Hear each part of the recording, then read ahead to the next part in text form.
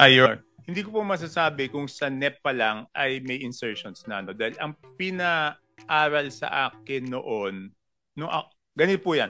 Ako po ay pinatawag sa meeting noong March 24, 2025, no? Sa Malacanang. At nahandun po si Presidente, si Sec Mina, at si Sec Manny Bonoan. Kasi po, ang problema po ni Sec Manny Bonoan is mag-election ban na, hindi pa na-award yung mga projects. Si Sec Mina naman, kinukulit daw siya ng House of Representatives na i-release na yung mga ang pinag-uusapan dito po yung FLR. Ito po yung pinahold na mga projects dahil nga nabawasan yung mga flagship projects ng executive branch at napunta dito sa mga insertions na to. So lahat po ng insertions, pinahold. Noong March 24, nung pagpunta ko sa meeting, nalaman ko na kaya pala ako nahandon is because yung House of Representatives, Your Honor, hindi pa binibigay yung listahan ng insertions.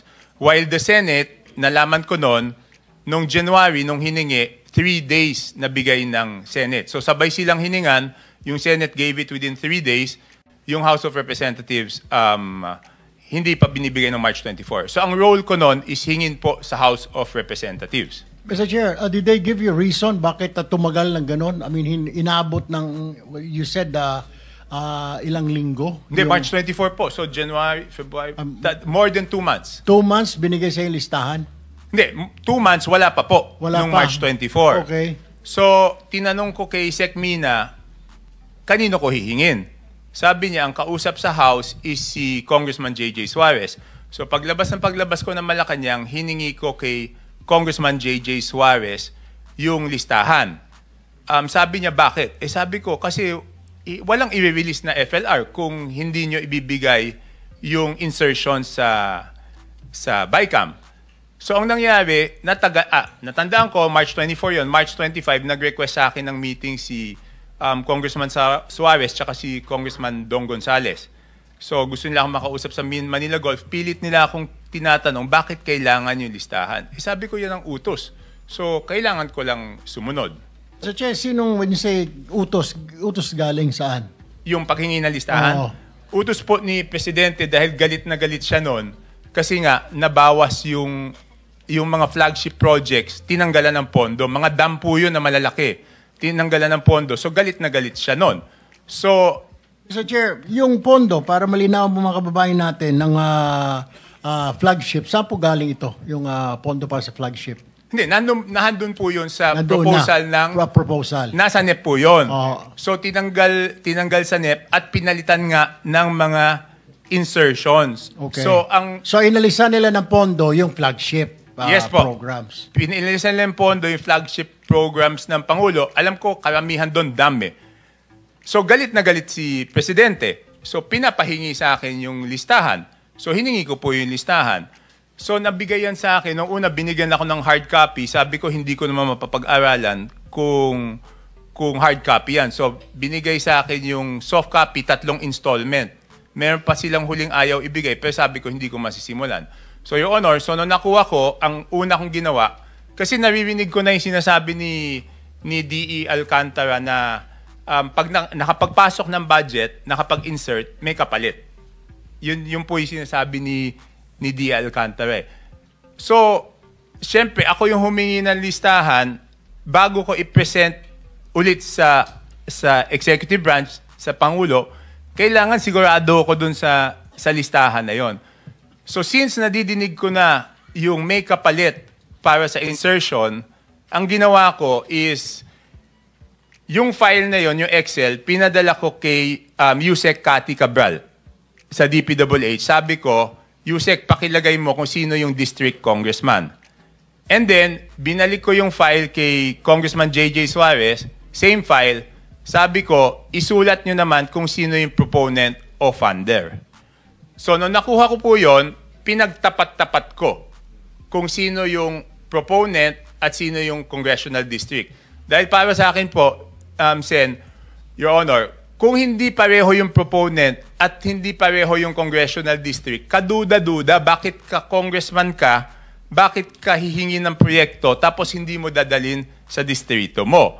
So, yun, pinagtapat-tapat ko yung Excel file, tapos pinisinta ko doon sa Malacanang at a later date, April, checking ko lang kung yung phone ko kung ano April, ano yun. Tapos mas nagalit po si Presidente nung nakita niya yon. Sabi niya sa akin, ano bang pinagagagawa ng mga kasamahan mo sa Congress dito sa budget na to? Kasi nakita niya, meron ngang hindi pareho yung proponent tsaka yung distributor. So obviously, yun na yung naririnig ko na binenta yung proyekto. Kung Toby, Yes. hindi ko lang maintindihan, hindi ako naging congressman. Bakit mag-i-insert yung isang congressman ng ibang district sa ibang district? Ano yon? Para ano yon? Kasi po, ang duda ko doon, first of all, it's not logical. Di ba kami, congressman, kunyari, hihingi akong proyekto, syempre dadalhin ko sa nabotas. So since naririnig ko na yung bentahan, paano ko ito representa sa Pangulo, tsaka kay Sec Mina, tsaka kay Sec Manny, na hindi naman ako yung masisisi. Kasi kung may mamali akong mabigay na impormasyon doon, ako masisisi, di ba? So bentahan, congressman ang nagbebenta sa another congressman? Hindi ko na po alam kung sa congressman, kung sa contractor, sa kung saan binibenta. Pero naririnig ko na kasi yung 20%. Pero kaya ko lang ngayon binabanggit yan because previously wala akong proof. So ngayon po, doon sa testimony ni D. Alcantara, nagkadugtong na yung duda ko, ay yung naririnig ko, open secret naman yan eh. Dinig na open secret yan na yung 20% pag in-insert, may kapalit na, ano bang term na ginamit niya po? Hindi ko alam kung anong term na ginamit Okay. niya eh. So, alimbawa si Congressman A sa District 1 nag-insert para sa distrito o District 2 ni Congressman B. Hindi, sir. Ibig Sir, sabihin, Sen. hindi, ano lang to, Oh. hypothetical. Ano? Hmm. Si Congressman B, babayaran niya si Congressman A ng 20%? Hindi, maaring hindi po siya eh. Kasi minsan hindi alam ng congressman na si... Sir, Sen Ping, pwede pong Mr. Chairman, pwede pakita lang yung file para mas ma-visualize. Minsan kasi hindi alam ng congressman eh. Yun yung tinatawag na sagasa. Magugulat na lang siya pagdating ng GAA na may pondo. Hindi, yung nauna muna. Yung naunang file, yung kay Congressman Saldico.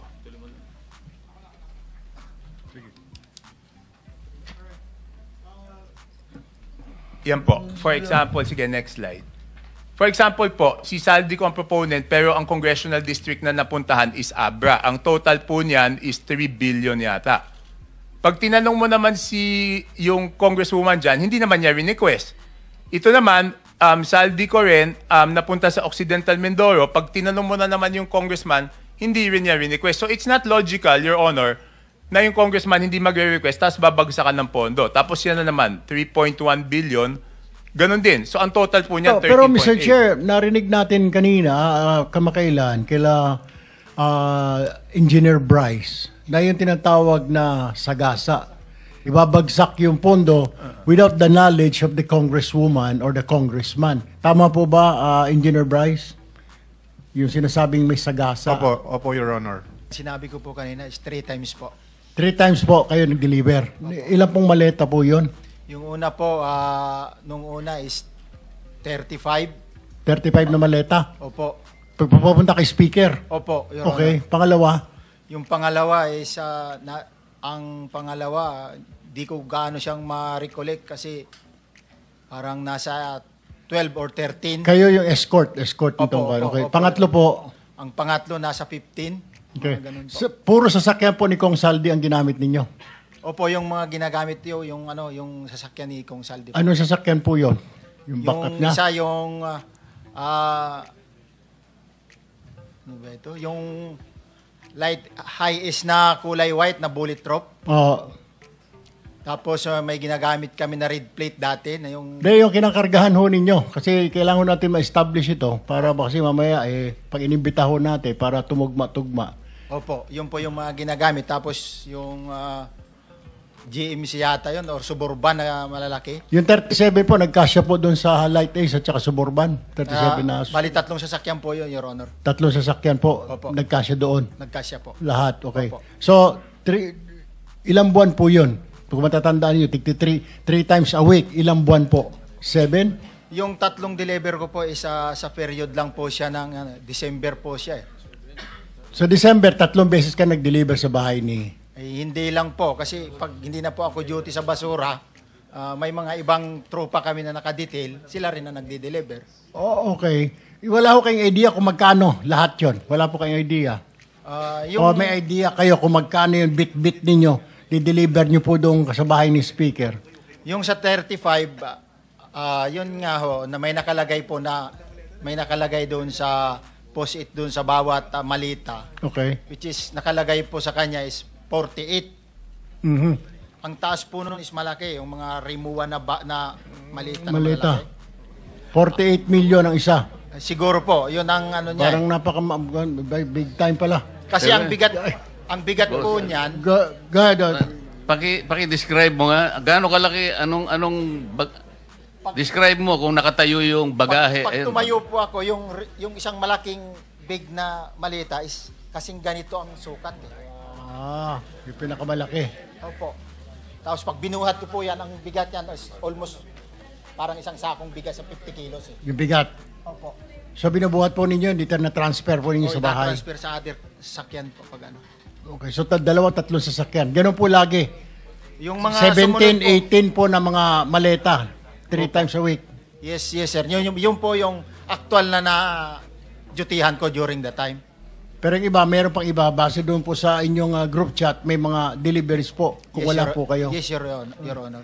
Okay. Mr. Chair, I will have one last question. Nagpadala po sa akin dito ng... Natatawa kasi si Mrs. Diskaya, kabisado rin nila yung mga sizes. Ano po masasabi ninyo? Hindi, comment lang. Kasi Sige po. sanay din kayo mawak na malaking pera eh. Kadalasan po, sa 1 million po na tagwa 1,000 pesos, ang bigat po nun ay 1 kilo. So tama nga. Nung mananabong na dati namin kasama rito. 1 kilo, 1 milyon. 1 million, 50 kilos nga. 50. Okay, before I end my questioning to Mr. Orly, okay. All right. Roberto R. Bernardo, Filipino, of legal age, a resident of Malolos City, Bulacan, under oath, depose and state. During the proceedings before the Department of Justice and National Bureau of Investigation Case Build-Up Task Force, in connection with the ongoing Senate Blue Ribbon Committee investigations regarding irregularities in certain flood control projects, I was asked to clarify certain matters set forth in my affidavit dated September 25, 2025, which I earlier subscribed and sworn to before the Senate Blue Ribbon Committee. Upon their clarification, I hereby confirm my willingness to satisfy and or secure the satisfaction of all civil obligations that I may be liable for under the premises. On paragraph 17 of my aforesaid affidavit, I mentioned that Maynard Ngu and I are close friends and that he was also a close friend and campaign contributor of Senator Chis Escudero. To add, while I was attending the confirmation hearing of Secretary Bunoan sometime in August 2022, I was summoned by Senator Chis to his room. When I got there, he told me, hindi na ako bababa sa CA. Marami pa akong kulang na streetlight sa Sorsogon. Ano ba magagawa nyo para sa akin? I replied, kakausapin ko po si Sec Bunoan kung paano ang gagawin. I relate to Secretary Bunoan what Senator Chis told me. Subsequently, I received from the brother-in-law of Senator Chis Escudero a list of projects which included the aforesaid streetlights project. He asked me to confirm if that streetlights project was the one for Senator Chis, which I did. Sometime in 2023, Maynard Ngu told me to go to Cork and meet Senator Chis Escudero, which I did. I met with the latter in a private room in the said establishment. While we were drinking wine, he told me, alam ko naman ang galawan nyo dyan sa DPWH. Okay naman ako. Sabihin mo kay Sec magbaba sa akin. Also, the delivery of the 160 million for Senator Chis referred to in paragraph 17 of my affidavit happened sometime in the first quarter of 2025. Around July 2025, I had a chance encounter with Senator Chis and Maynard Ngu at the court. Senator Chis Escudero approached me, shook my hand, and said to me, thank you. I reserve the right to submit such further statements as may be warranted. I attest to the truth of the foregoing statements based on my personal knowledge and authentic records. This supplemental affidavit was executed in the assistance of a counsel. In witness thereof, I have hereunto affixed my signature this day of September 2025 at Metro Manila. I sign po, Mr. Chair.